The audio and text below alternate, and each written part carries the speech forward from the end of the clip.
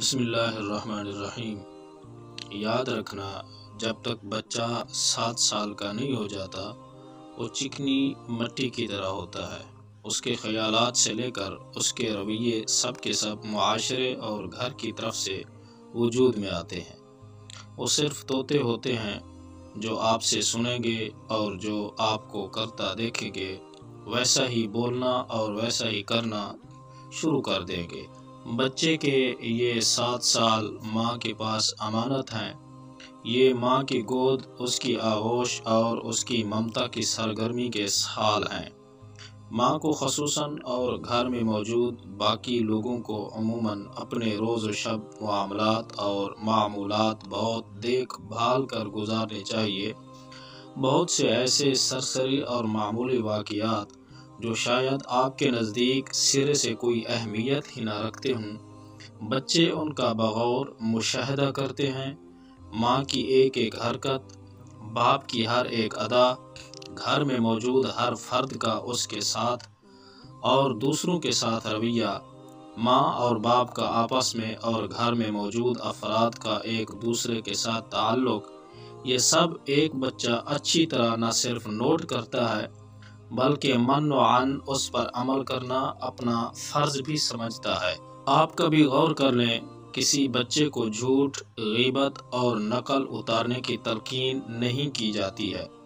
کوئی کتاب لا کر نہیں دی جاتی، جھوٹ اور غیبت کے حق میں لیکچرز نہیں دیے جاتے، ایکٹیویٹی بیسڈ جھوٹ اور غیبت کی مشقیں نہیں کروائی جاتی، مگر وہ یہ سب کتنے آرام سے سیکھ لیتا ہے، جبکہ اس کے مقابلے میں سچ اور برائی سے روکنے کی تلقین اور لیکچرز بھی ہوتے ہیں، مشقیں بھی کروائی جاتی ہیں، کتابوں میں سے اچھے اچھے واقعات پڑھ کر بھی سنائے جاتے ہیں، لیکن بچے پھر بھی جھوٹ اور برائی کی طرف راغب ہوتے ہیں۔ ایک دفعہ ایک سکول کی پرنسپل سے بچوں کے متعلق پوچھا گیا تو انہوں نے کمال سادگی سے جواب دیا، کہا کہ اسلامیات ہی کیا، اب تو اردو اور انگریزی کی کتابوں میں بھی ہم وہ اسباق پڑھا رہے ہیں جس میں سچائی، ایمانداری، صلح صفائی کے واقعات مذکور ہیں۔ ذرا بتائیے اس حادثے کو پھر کیا نام دیا جائے؟ 7 سال بچے کو پھول کی طرح رکھیں، آنکھوں سے لگا کر، سینے سے چمٹا کر اور اپنا بنا کر، لیکن یاد رکھیے بچوں کو نصیحتیں نہیں کی جاتی بلکہ نصیحتیں دکھائی جاتی ہیں۔ بلکہ کر کے بتائیے، بچے کے کسی بھی غلط عمل اور حرکت پر اسے آپ صحیح کر کے دکھائیے۔ بچہ اگر چھوٹی بہن یا بھائی کو مارتا ہے تو آپ اسے پیار کر لیجئے۔ بچہ کسی چیز کو کہیں ایسے ہی پھینکتا ہے تو آپ اس سے کچھ بھی بولے بغیر اسے اٹھا کر اپنی جگہ پر رکھ دیجئے۔ بچہ پانی کے قریب نہیں جانا چاہتا اور ڈرتا ہے تو بس آپ پانی میں جائیے، پانی سے کھیلیے۔ بچہ کھانا نہیں کھاتا تو اسے دسترخوان پر بٹھا کر آپ خود کھانا کھائیے۔ بچے کی یہ عمر آپ کے خاموش رہنے کی عمر ہے۔ بس غور سے دیکھیں کہ بچہ کیا اور کیوں کر رہا ہے۔ آپ کو نبی پاک صاحب الاولاق صلی اللہ علیہ وسلم کی سیرت سے بھی 7 سال تک کسی بھی قسم کی کوئی نصیحت اپنے نواسے نواسیوں کو نہیں ملے گی۔ بس کندھے پر اٹھا کر بازار تشریف لے جانا، خود اپنے کندھے پر بٹھا کر چلنا پھرنا اور صرف پیار کرنا، حتیٰ کہ نماز جیسی عظیم الشان عبادت میں بھی ان کے کھیل کو محبت اور پیار سے قبول کرنا، اپنی زبان کے بجائے محض عمل سے کر کے دکھانا، یہاں تک کہ 7 سال سے پہلے فرض نماز کی بھی ترغیب سرے سے دین میں شامل نہیں ہے۔ اگلے 7 سال بھی یعنی 7 سے 14 سال تک یہ باپ کے پاس بچے کی امانت ہے۔ ان 7 سالوں میں بچے کو غلام کی طرح رکھیے۔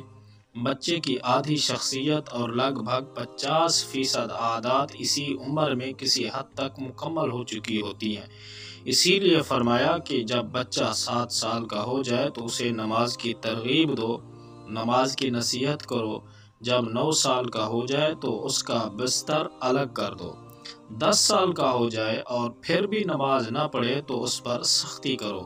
جب 12 سال کا ہو جائے تو اس کی نگرانی شروع کر دو، اور یہ نگرانی چوکیدار اور ایجنسوں والی نہ ہو، بلکہ اپنے پاس بچے کی پوری معلومات رکھیں، بچے کے شوق، اس کی دلچسپیاں، اس کے دوست، اس کے مطالعے میں رہنے والی کتابیں اور اس کی کتابوں میں بننے والی تصویریں، یہ سب کے سب آپ کے علم میں ہونا چاہیے۔ اس عمر میں نصیحت شروع کی جائے، لیکن محبت، ہمدردی اور طلب کے ساتھ، نہ کہ غصہ اور نفرت کے ساتھ۔ ذہن میں رہے کہ بچے کو ہاتھ لگانا، مارنا، بدتمیزی و بد اخلاقی کرنا، بچے کو برا بھلا کہنا اور ذہنی ٹارچر کا نشانہ بنانا میرے خیال اس عمر میں بھی جائز نہیں ہے۔ بچے کی عمر کا تیسرا حصہ 14 سال سے 21 سال تک کا ہوتا ہے، وہ بلوغت کی عمر کو پہنچ چکا ہوتا ہے۔ اس لیے کہتے ہیں کہ اس عمر میں بچے کو دوست کی طرح رکھو۔ نادان ہے وہ والدین اور اساتذہ جو 9ویں اور 10ویں کے بچوں کو مارتے یا ان پر ہاتھ اٹھاتے ہیں۔ اس عمر میں نہ صرف ان کا جسم مضبوط ہونا شروع ہو جاتا ہے، بلکہ نفس کے ساتھ بھی کشمکش شروع ہو چکی ہوتی ہے۔ جبکہ والدین 35 اور 40 سال کی عمر سے آگے نکل کر اپنے زوال کی طرف تیزی سے رواں دواں ہوتے ہیں۔ اگر آپ اپنے بچوں کے ساتھ 7 سال سے 14 سال والی عمر میں اپنا تعلق مضبوط نہیں کرتے تو پھر اس کے بعد والدین کی زندگی تنہائی میں گزرتی ہے۔ عام طور پر بڑھاپے میں بچے ماں کا سہارا اور باپ کی کمزوری بن جاتے ہیں، کیونکہ باپ نے اپنی ساری زندگی بچوں کے لیے کھپا دی ہوتی ہے۔ اسی لیے کہا جاتا ہے کہ اگر اپنے بچے کو اچھا انسان دیکھنا چاہتے ہو تو اس پر خرچ کی جانے والی رقم کو آدھا اور دیے جانے والے وقت کو دگنا کر دو۔ 14 سال کی عمر کے بعد بچوں سے یارانہ لگا لیں، ان کو اپنا دوست بنائیں، ان کے دوستوں سے دوستی اور سہیلیوں کو بیٹی بنا لیں، ان کے ساتھ اپنا تعلق اتنا مضبوط کریں کہ وہ اپنی غلط بات بھی بتانے کے لیے آپ ہی کے پاس آئیں، اور آپ ایک اچھے دوست کی طرح اس کو ہمدردی کے ساتھ نصیحت کر سکیں۔